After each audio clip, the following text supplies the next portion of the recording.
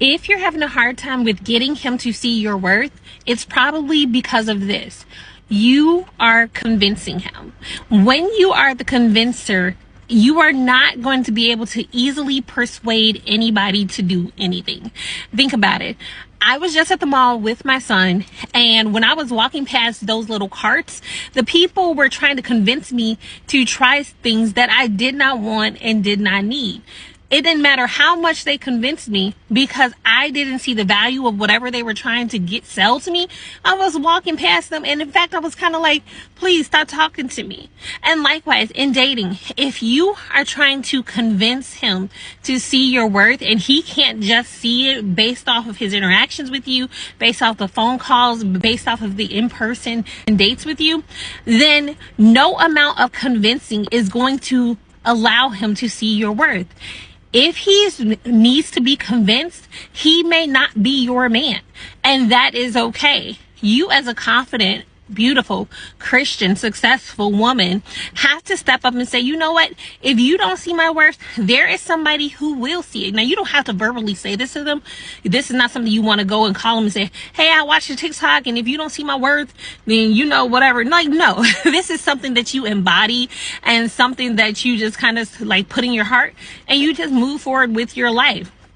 The right man will see your worth. You don't have to convince. You don't have to beg. You don't have to chase. You don't have to do flips. You don't have to try to submit to him before you're engaged. Submit to him as a girlfriend. You don't have to do any of that. Try to prove to him that you'll be a good wife before you're the wife. Like all of this crazy advice. You don't have to do that. A man will see your value. He will see your worth based off your interactions with him, and based off of how you are as a woman, how you live your life, how you move. When my husband was dating me, I didn't do any of those things to convince him. I didn't beg him. I didn't sleep with him.